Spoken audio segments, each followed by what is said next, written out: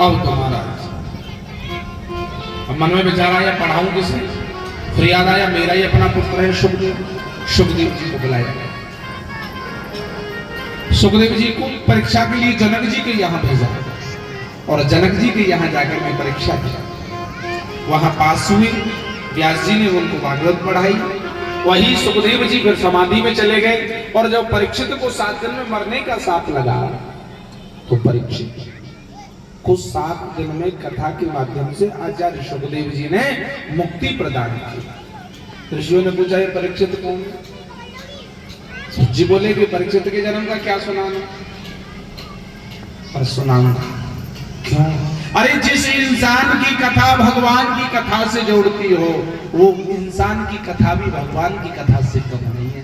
जब तक आप परीक्षित जन्म की कथा नहीं सुनाओगे तो भगवान की कथा कहां से होगी? सुन, जिस समय कौरव और पांडवों का युद्ध चल रहा था, सभी कौरव मारे जाते हैं, एक बचता है कौन? दुर्योधन। दुर्योधन की जंगाओं को भी भीम ने तोड़ दिया। मृत्यु के एक एक पल गिन रहा है, कब प्राण निकल जाए। इतने में उसका मित्र अस्वस्थामा आया, हे मित्र की हालत तुम्हारी किसने की है? लेकिन दुष्ट की दुष्टता देख लो। अगर तुम्हें दुष्ट की पहचान करनी है ना तो यहां सीख लो। देखो कथा सब जानते हैं, लेकिन कथा से सीख क्या मिलती है, बात ये है। अब इसकी दुष्टता देखिए। अस्वस्थामा ने पूछा, तुम्हारी ये हालत किसने की है? तो जब ये पूछा तो क्या उत्तर होना चाहिए था? सीधा सीधा कह देता कि भीम ने ये हालत की, यही तो बात है। लेकिन ऐसा नहीं बोला। जब अस्वस्थामा ने पूछा, हे मित्र तुम्हारी ये हालत किसने की है? तो दुर्योधन बोला, मोई बात को कष्ट ना।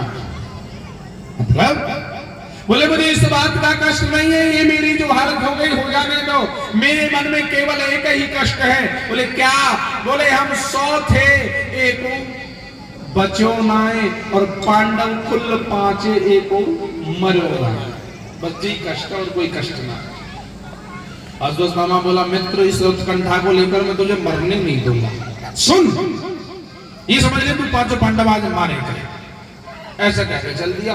अब अस्वस्थामा ने मन में विचार किया, मैं कह तो आया पर मारूंगा कैसे?